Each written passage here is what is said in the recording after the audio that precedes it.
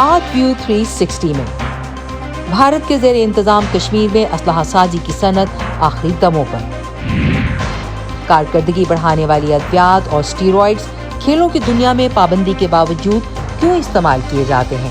Steroid board کے بغیر کوئی مسٹر پاکستان اور مسٹر کراچی کوئی سیل نہیں بن سکتا جب تک اسٹیرائڈ نہ لے تو۔ اور کوئٹہ سے تعلق رکھنے والے ایک راک کلائمبر سے ملاقات، جس کے لیے پہاڑ اس کا دوسرا گھر ہے۔ میں ایسے ورٹیکل راکس کو ہمیشہ سلیکٹ کرتا ہوں راک کلائمبنگ کے لیے جس میں چیلنجز زیادہ ہو، جو زیادہ خطرناک ہو، تو مجھے ایسے راکس کو کلائمب کرنے میں مزہ آتا ہے۔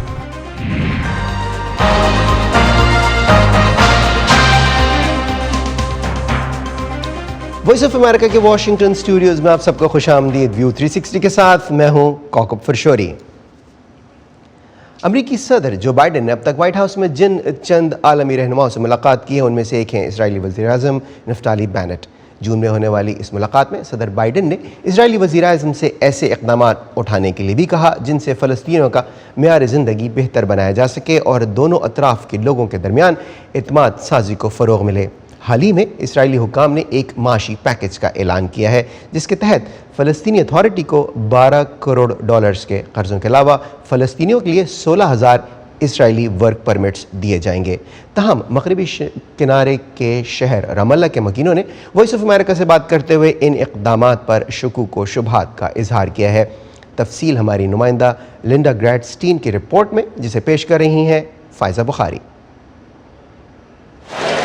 رام اللہ کو نئی فلسطینی ریاست کا معاشی مرکز ہونا تھا، تاہم اسرائیلیوں اور فلسطینیوں کے درمیان اوزلو امن معاہدے کے 25 سال گزر جانے کے باوجود یہاں ایک آزاد فلسطینی ریاست کا خواب رام اللہ کے اس کاروباری مرکز پر لگے جھنڈے کی مانند بوسیدہ ہو چکا ہے۔ فلسطینیوں کے ساتھ باقاعدہ سیاسی مذاکرات میں داخل ہوئے بغیر اسرائیل نے حال ہی میں اعلان کیا کہ وہ خیر سگالی کے طور پر غزہ میں تعمیر نو کے لیے تعمیراتی مواد کی درآمد کی اجازت کے علاوہ غزہ کے ماہی گیری زون کی توسیع اور فلسطینی اتھارٹی کو $12 کروڑ قرض دے گا۔ تاہم کئی فلسطینی ماہر معاشیات اور کاروباری شخصیات اسرائیل کے ان معاشی اقدامات کو کافی نہیں سمجھتے۔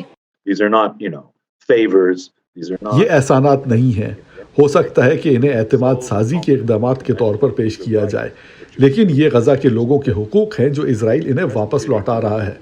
جہاں تک مغربی کنارے اور اعتماد سازی کے اقدامات کا مسئلہ ہے تو گزشتہ 25 سالوں سے اسرائیل کے ساتھ فلسطینیوں کے معاشی مذاکرات میں اعتماد سازی کے اقدامات کے لفظ کی سیاہ تاریخ ہے۔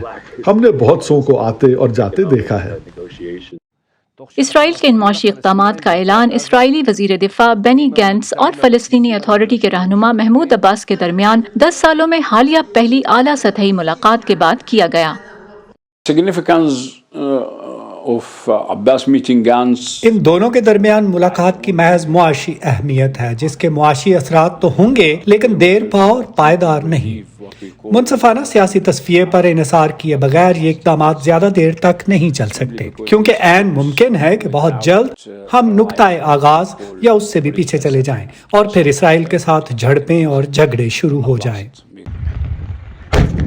ان کی یہ پیش گوئی سچ ثابت ہوئی جب اختتام ہفتہ حماس نے جنوبی اسرائیل پر راکٹ داغے اور اسرائیل نے جوابی ہوائی حملہ کیا۔ چند اسرائیلی ناقدین کے مطابق بھی یہ معاشی اقدامات طویل المیعاد دکھائی نہیں دیتے۔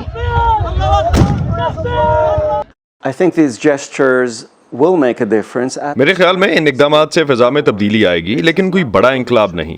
یہ ایسی کوئی تاریخی پیش رفت نہیں ہے جس کے بارے میں یہاں لوگ بعض اوقات سمجھتے ہیں کہ کسی ایک فریق کے اقدامات سے سر انجام پا جائے گی۔ اس حوالے سے کسی بھی فریق کو غلط فہمی نہیں، لیکن ماحول کی بہتری کے حوالے سے ان کی اہمیت ہوگی۔ فلسطینیوں کی طرح اسرائیل بھی بہت زیادہ توقعات لگانے سے خبردار کر رہا ہے۔ امریکی صدر جو بائیڈن سے اپنی حالیہ ملاقات کے دوران اسرائیلی وزیر اعظم نفتالی بینٹ نے واضح کیا تھا کہ تمام جماعتوں پر مشتمل ان کی حکومت ان معاشی اقدامات کے سوا فلسطینیوں کے لیے کسی بڑی سیاسی رعایت پر متفق نہیں ہوگی۔ لنڈا گرینڈسٹین کے ساتھ فائزہ بخاری، وائس آف امریکہ۔ اور اب چلتے ہیں بھارت کے زیر انتظام کشمیر، جہاں ایک زمانے میں بڑے پیمانے پر اسلحہ سازی ہوتی تھی، مگر سیکیورٹی خدشات کے باعث یہ صنعت ختم ہونے کے قریب ہے۔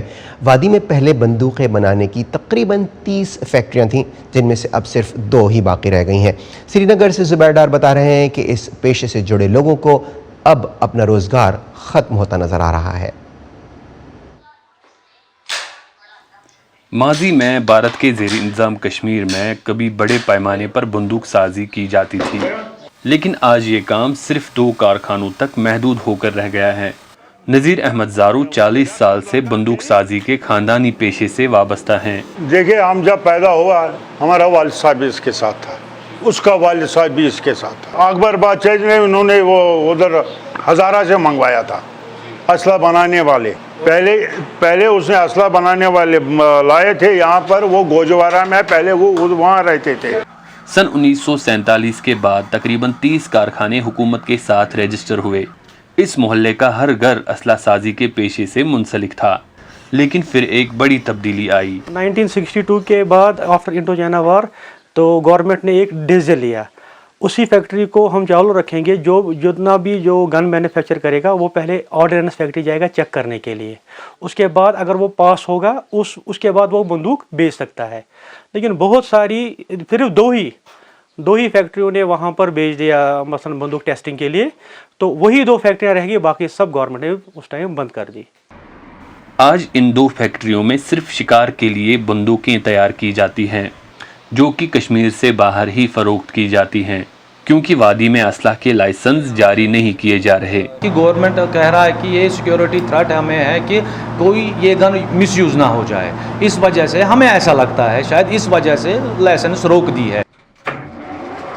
آج ان 2 کارخانوں میں زیادہ تر پرانی بندوقوں کی مرمت کا کام ہوتا ہے، کیونکہ بندوقیں بکتی ہی نہیں ہے، کون لے گا؟ اگر جائیں گے ہم، سیدھی سی بات ہے، اگر ہم نے گنز مینوفیکچر کر دی، مینوفیکچر کرنے کے بعد ہم نے یہ کانپور لے، ابھی جاتی ہے کانپور آرڈننس فیکٹری ٹیسٹنگ کے لیے، ٹیسٹنگ 2000 مان لو آج 2021 میں ہم نے بندوقیں بنا لی، 2021 میں بندوقیں بنانے کے بعد ہم نے لے لیا یہ ٹیسٹنگ کرنے کے لیے کانپور، کوئی پابندی نہیں ہے، آرام سے کر سکتے ہیں، وہ ٹیسٹ بھی کریں گے اور اس کا ٹیسٹنگ فیس بھی ہم بھریں گے۔ لیکن جب وہ 4 5 6 سال تک بندوقیں نہیں چلے گی تو 2021 کی بندوق 2025-26 میں پرانی مانی جائے گی۔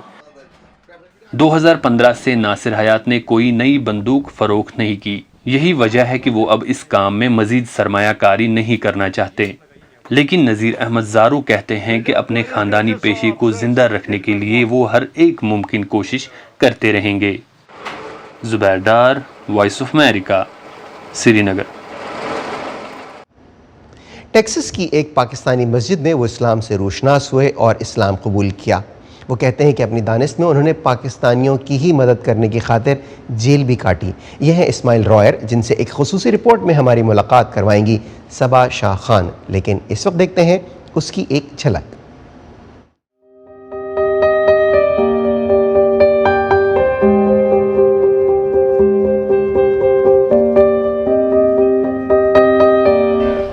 I seem to always have Allah has ordained me to be around Pakistanis. مجھے لگتا ہے کہ اللہ نے مجھے میری تمام بالغ عمر پاکستانیوں کے ساتھ گزارنے کے لیے مقرر کیا ہے، تو پاکستانیوں سے مجھے محبت ہے۔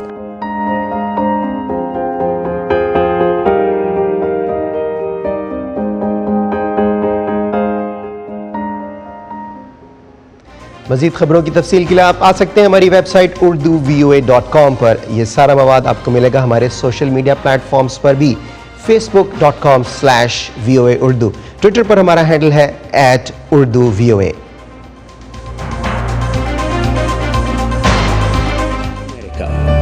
جو ملک ہے خوابوں کا، اپنے خوابوں کو حقیقت بنانے والوں کا، اپنی ایجاد سے دنیا بدلنے والوں کا، تحقیق، تجربات اور ٹیکنالوجی سے ہم سب کو نئی راہ دکھانے والوں کا، کچھ گر گزرنے کا جذبہ لیے اپنے کل روشن بنانے والوں کا۔ ایسے ہی ڈریمرز اور اچیورز کی کہانیاں دیکھیے ویو 360 میں آج نیوز پر۔ راک کلائمبنگ یا پہاڑوں پر چڑھنا ایک خطرناک مشغلہ ہے۔ کوئٹہ کے نوجوان عمران علی اپنی جان ہتھیلی پر رکھ کر اس شوق کو پورا کرتے ہیں۔ بلوچستان کے پہاڑوں کو اپنا دوسرا گھر بنانے والے علی ایک دن دنیا کی بلند ترین چوٹیاں سر کرنا چاہتے ہیں۔ ان کی کہانی لائے ہیں علی حسین۔ मुझे नहीं लगता है कि कोई भी फैमिली अपने फैमिली मेम्बर को जो रॉक क्लाइंबिंग करता है उसे सपोर्ट करता हूँ, क्योंकि ये एक एक्सट्रीम स्पोर्ट्स है और उसमें गिरने के और मरने के ऑलमोस्ट 99% चांसेस है।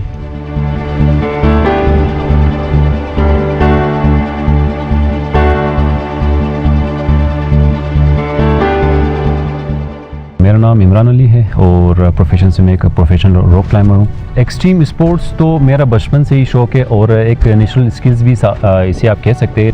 मैं ऐसे वर्टिकल रॉक्स को हमेशा सेलेक्ट करता हूँ रॉक क्लाइंबिंग के लिए जिसमें चैलेंजेस ज़्यादा हो, जो ज़्यादा ख़तरनाक हो।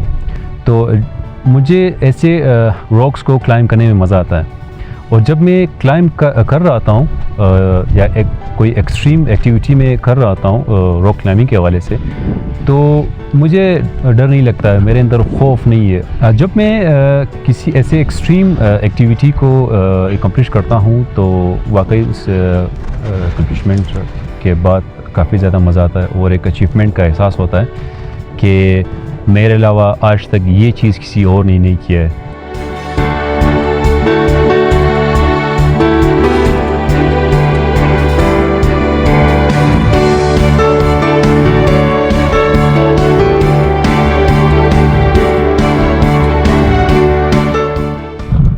ये वो लोकेशन है जहाँ पे मैं तकरीबन जब मैं 7वीं 8वीं क्लास में पढ़ता था, तो ये वो लोकेशन है। मैंने कई दफ़ा इसको अटेम्प्ट किया है, क्लाइंब किया है, जो कि आज तक कोई नहीं कर सका। और ये बहुत ही ख़तरनाक टावर आप इसे कह सकते हैं, आप देख सकते हैं।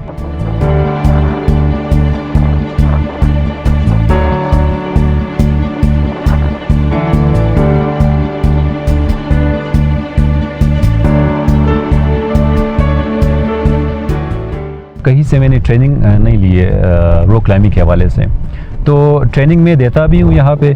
मैं चाह रहा हूँ कि अपने क्लाइंबिंग कम्युनिटी के लिए एक क्लाइंबिंग स्कूल यहाँ पे स्टार्ट करूँ, क्योंकि बलूचिस्तान में कोई क्लाइंबिंग स्कूल है नहीं।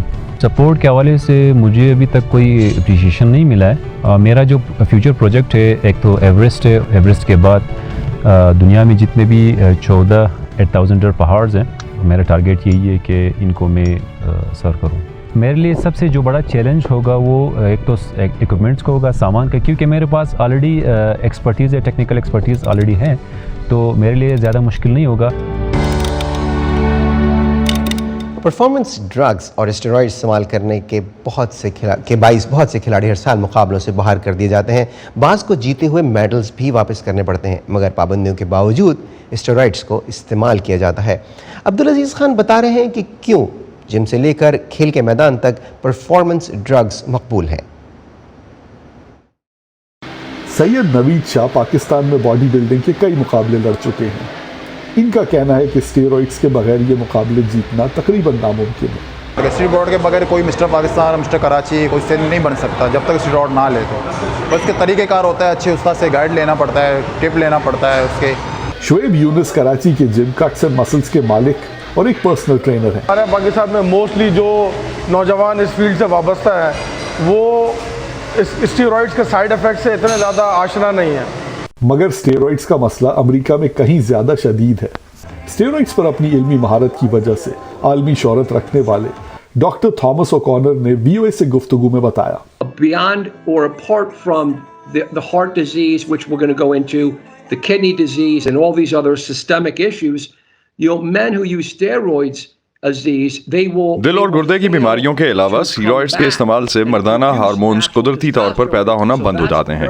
इन्हें छोड़ने के बाद लोगों में जिनसी मसाइल भी पैदा हो जाते हैं। ये एक बड़ा संगीन मसला है। Erectile dysfunction, sexual dysfunction off of steroids. मैं पर्सनली ज़ाती तौर पे बहुत सारे ऐसे नौजवानों को जानता हूँ जिनकी हलाकत हो गई, जिनकी मौत वाक़ हो गई है, जो पैरालाइज हो गए, जिनके साथ बहुत कॉम्प्लिकेटेड मेडिकल इश्यूज आ गए सिर्फ इसी वजह से कि वो उन्होंने स्टेरॉइड तो यूज़ की लेकिन उसको मॉनिटर नहीं किया। खिलाड़ियों की टेस्टिंग हमेशा से ही मुश्किल रही है। जब नेशनल मुकाबले होते हैं, कौमी चैम्पियनशिप होती है, तो हमारे जो मिस्टर पाकिस्तान कंपटीशन होते हैं, कहने को वो कहते हैं कि जी ये नेचुरल है, लेकिन उसकी टेस्टिंग का कोई निज़ाम नहीं है, क्योंकि उसका सैंपल कलेक्ट करना और पाकिस्तान से बाहर भेजना और मंगवाना बहुत महंगा पड़ता है। मगर अमरीकी माहिरीन का कहना है कि स्टेरॉइड की बैनुल अक़वामी टेस्टिंग पर भी भरोसा नहीं किया जा सकता। Every day New substances are being developed, new chemicals. ہر روز ایسی ادویات بنائی جا رہی ہیں جو پرانے ٹیسٹ ڈیٹیکٹ ہی نہیں کرتے. ہونے سے چند دن پہلے اولمپکس کے کھلاڑی ان دواؤں کا استعمال روک دیتے ہیں جو یہ سالوں سے استعمال کر رہے ہوتے ہیں. اور امریکہ میں اسٹیرائڈز کا مسئلہ صرف کھلاڑیوں تک ہی محدود نہیں ہے. 99%, very close to 100%. اسٹیرائڈز استعمال کرنے والے 99% افراد کسی بھی کھیل کے مقابلے میں شرکت ہی نہیں کرتے. اس وجہ سے ان کی اسٹیرائڈ ٹیسٹنگ کبھی بھی نہیں ہوتی. اسی وجہ سے ماہرین کا کہنا ہے کہ ٹیسٹنگ کے بجائے زیادہ ضروری ہے کہ لوگوں میں ان ادویات کے درست استعمال اور ممکنہ نقصانات کے بارے میں آگاہی پیدا کی جائے. Abdul Aziz Khan, Voice of America, Virginia. Pakistani اداکار عدنان صدیقی 3 دہائیوں سے انٹرٹینمنٹ انڈسٹری کا حصہ ہیں. کیا اب بھی انہیں اسٹرگل کرنی پڑتی ہے؟ سارا زمان کے ساتھ ان کی گفتگو آپ جلد دیکھ سکیں گے ویو 360 میں.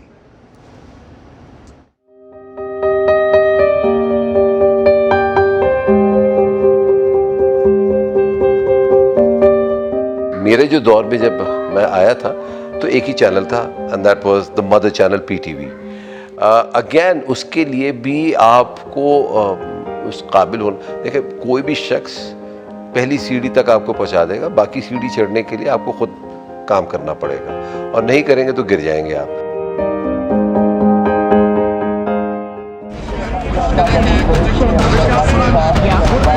خبروں کے پیچھے نہیں بھاگتے، ہم کہانیاں ڈھونڈتے ہیں، عام لوگوں کی خاص کہانیاں. میں کوئی ان سے الگ مخلوق تو نہ تھی، تو کیوں نہ میں ایک ایسا کام کروں کہ جس میں میں مہارت حاصل کروں، اور وہ نیکی کیا ہو. جو چھوٹی چھوٹی کوششوں سے بدل رہے ہیں بے شمار زندگیاں. مجھے جب بھی ضرورت ہوئی مجھے انہوں نے ماشاءاللہ قرضہ دیا اور میرا کاروبار بہت اچھا چلا. لا رہے ہیں اپنے ارد گرد بڑی تبدیلیاں. اکثر جو یہاں بچے ہیں نا وہ بھیک مانگنے والے بچے ہیں، اور جب یہ بچے اسکول میں آئے تو بہت سارے بچے خوش ہو رہے ہیں. آج وہیں عورتیں بے ہچک اپنے پلانٹوں پر، مطلب اپنے گوٹ کے پلانٹ پر آتی ہیں، پانی بھرتی ہے. ہم جاتے ہیں خبروں سے آگے. میں ہوں نیلوفر مغل، سمن خان، سعدیہ زبران جھا، عمر فاروق، چترا ڈار، جیتی آرانی، مرتضیٰ زہری. 360 میں آپ سب کو خوش آمدید. ہم ہیں وائس آف امریکہ. ہمارا اور ماسک کا ساتھ تو نہ جانے کب تک رہے گا، لیکن چہرہ ماسک سے ڈھکا ہو تب بھی ہم مسکراتے ہیں. نیو یارک سٹی میں ایک فوٹوگرافر ہماری ایسی ہی مسکراہٹوں کو کیمرے میں قید کر رہی ہیں. مجھے باہر جانے میں جو خوشی ملتی ہے اس کی کسی حد تک وجہ یہ پروجیکٹ بھی ہے، اور میں ماسک کا انتخاب بھی اپنی مرضی کے مطابق کرتی ہوں. لیکن میرے خیال میں جو چیز کسی بھی تصویر کو زبردست بناتی ہے وہ اس شخص کی مسکراہٹ ہے. سارے ماسک سرجیکل بھی ہو سکتے ہیں، لیکن میرے خیال میں جو چیز تصویر کو دلچسپ بناتی ہے وہ بناوٹ سے پاک مسکراہٹ ہے. نیو یارک شہر میں میرے اندازے کے مطابق مارچ کے وسط میں وائرس پھیلنا شروع ہوا. یہی وہ وقت تھا جب لوگوں نے ماسک پہننا شروع کیا، اور میں نے دیکھا کہ لوگ ایک دوسرے سے کم ہی نظریں ملاتے. میں نے اپنے آپ سے کہا کہ ہم اب بھی مسکراہٹیں دیکھ سکتے ہیں. میرے خیال سے میرا ماسک پہنے ہوئے ایک شخص سے آمنا سامنا ہوا، اور میں ماسک پہنے ہوئے ہی انہیں دیکھ کر مسکرائی. میں نے دیکھا کہ انہوں نے میری مسکراہٹ کو دیکھا اور وہ بھی مسکرائے. یوں میں نے ماسک اسمائل کے نام سے یہ پروجیکٹ شروع کیا. میں نے نیو یارکرز سے کہا کہ وہ اس پروجیکٹ کی تصاویر کے لیے ماسک پہنے ہوئے مسکرائیں، اور یقیناً یہ قابل قدر سلسلہ ثابت ہوا جس پر میں اب بھی کام کر رہی ہوں. میرے خیال میں اس وقت میرے پاس نیو یارک کے شہریوں کی ماسک پہنے ہوئے سینکڑوں مسکراہٹیں موجود ہیں. I never know if you want me to look or not. I believe that میں سمجھتی ہوں کہ ایک سچی مسکراہٹ کسی بھی اور چیز سے زیادہ آپ کی آنکھوں میں جھلکتی ہے. اس وقت تک میں نے جتنی بھی مسکراہٹیں تصویری شکل میں جمع کی ہیں، میں حقیقتاً ان تصاویر میں موجود مٹھاس محسوس کر سکتی ہوں، اور ان سب کی بہت شکر گزار ہوں جنہوں نے اپنی سچی مسکراہٹوں کو میرے ساتھ شیئر کیا. So my friend here gave me a great mass smile. Stay positive, man, okay? I'll see you later. جب میں اپنے کیمرے کے ساتھ باہر جاتی ہوں تو میں ماسک پہنے ہوتی ہوں اور لوگوں سے 6 فٹ کا فاصلہ رکھتی ہوں. میں عام طور پر لوگوں کو دیکھ کر ہاتھ ہلاتی ہوں تاکہ وہ سمجھ جائیں کہ میں بات کرنا چاہتی ہوں، اور پھر میں ان سے پوچھتی ہوں کہ کیا انہیں کوئی اعتراض تو نہیں ہوگا اگر میں ماسک کے ساتھ مسکراتے ہوئے ان کی تصویر بنا لوں. میری اس انرجی کی تعریف کریں جو میں نیو یارک کے شہریوں میں منتقل کرنے کی کوشش کر رہی ہوں. اور میں آپ کو بتاؤں کہ مجھے امید ہے کہ وہ اپنی مسکراہٹوں کو توانائی کے ایک مثبت وائرس کی طرح اسی طرح پھیلاتے رہیں گے. न्यू यॉर्क शहर को डॉक्यूमेंट करने वाली फोटोग्राफर और एक स्ट्रीट फोटोग्राफर के तौर पर मेरे लिए ये तजर्बा बहुत दिलचस्प रहा। मास्क के अंदर मुस्कुराहट वाली इन तस्वीरों के जरिए न्यूयॉर्क का हौसला बढ़ाने की कोशिश से लेकर ब्लैक लाइव्स मैटर के एहतजाज तक। It's crazy how it changes. It really is. मैं अजनबी अफराद से खुद को जुड़ा हुआ महसूस करती हूँ। मुझे एहसास होता है कि मैं अपने शहर से जुड़ी हुई हूँ। मुझे सच में यकीन है कि लोग मुस्कुराते रहेंगे और मेरे ख्याल में इस मुश्किल वक्त में भी मुस्कुराते रहना यकीनन अहम है।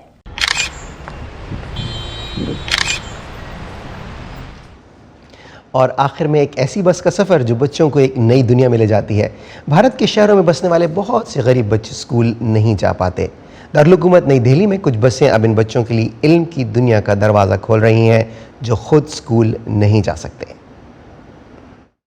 पानी से बनता है मैम, बादल से। और बादल कैसे बनते हैं और बारिश कैसे होती है, यही पढ़ाया जा रहा है आज साइंस की इस क्लास में। अगरचे असातिज़ा ब्लैक बोर्ड और किताबें अमूमन स्कूल के क्लासरूम्स में होते हैं, लेकिन कहते हैं ना कि ज़रूरत इजाद की माँ है। इसीलिए ये क्लास एक बस के अंदर पढ़ाई जा रही है। वो बस जो नई दिल्ली के एक पसमानदा इलाके में आती है ताकि जो बच्चे स्कूल नहीं जा सकते उन तक स्कूल पहियों पर चलकर खुद आ जाए। इधर आके पहाड़ा सीखे, ABCD सीखा, आसाना सीखे हम लोग और मात्रा सीखे। मैं यहाँ आके ड्राइंग सीखा, इंग्लिश, हिंदी, मैथ सब कुछ सीखा। दिल्ली के 8 मुख्तलिफ इलाकों में गैर मुनाफा बख्श तंजीम तेजाज एशिया की तरफ से चलाई जाने वाली ये होप बसें बाकायदा स्कूल के तौर पर काम कर रही हैं। इन मोबाइल स्कूल्स में हर उम्र के बच्चे मौजूद हैं जिन्हें जुबान की बुनियादी तालीम से लेकर साइंस के मजमून भी पढ़ाए जाते हैं। We spend about 6 months to 2 years. हम हर बच्चे को तैयार करने में तकरीबन 6 माह से 2 साल लगाते हैं और इन्हें स्कूल के दूसरे बच्चों के मयार के बराबर लाते हैं ताकि जब वो रिवायती स्कूलों में दाखिल हों तो वो किसी से पीछे ना रहें। ये बच्चे कई वजूहात की बिना पर स्कूल नहीं जाते। दूसरे शहरों को काम काज करने के लिए जाने वालों के बच्चे भी अक्सर शहर बदलते रहते हैं। किसी को घर का काम करना पड़ता है और बहन भाइयों का ख्याल रखना पड़ता है क्योंकि उनकी माएँ दूसरों के घरों में काम करती हैं। लिहाजा उस्ताद इन बच्चों के लिए बस के बाहर एक क्लास मुनक्किद करते हैं। क्लास के बाद खाना दिया जाता है जिससे वालिदैन को बच्चे स्कूल भेजने पर राजी करना कुछ आसान हो जाता है। So when we go to a community, it is a big challenge. आगाही पैदा करना, वालिदैन को तालीम की अहमियत के बारे में समझाना एक बड़ा चैलेंज होता है क्योंकि वो वाकई ये नहीं समझते कि ये सब क्या है। और फिर एतमाद का भी सवाल है कि आप हमारे बच्चों के साथ क्या करने जा रहे हैं। लिहाजा हमें हर खानदान के साथ ताल्लुक बनाने में कुछ वक्त लगता है और 3 से 6 महीने बाद इनमें एतमाद पैदा होता है। वो समझते हैं कि हम यहाँ इनके बच्चों की जिंदगियाँ बेहतर बनाने के लिए आए हैं। ये मोबाइल क्लासरूम्स तलबा को रवायती क्लासरूम के माहौल और नज़्म ज़ब्त का आदी बनाते हैं। ज़्यादा अहम बात यह है कि तालिब इल्मों को इससे ये समझने में मदद मिलती है कि तालीम के ज़रिए वो अपनी ज़िंदगी को बेहतर रास्ते पर डाल सकते हैं। वो बड़े ख्वाब देख सकते हैं, उनका बेहतर मुस्तकबिल हो सकता है। वो बेहतर महसूस भी कर सकते हैं और ये समझ सकते हैं कि उनका मुस्तकबिल यही नहीं, बाहर कुछ और बड़ा और बेहतर भी मौजूद है। और सब के ख्वाब अलग अलग हो सकते हैं।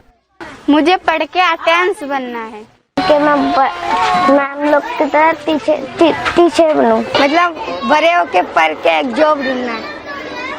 इन ख्वाबों को हकीकत बनाने का रास्ता अब भी तवील और मुश्किल हो सकता है, मगर कलम और किताब से इनकी दोस्ती मदद जरूर कर सकती है। अंजना पसरीचा के साथ Asadullah Khalid, voice of America.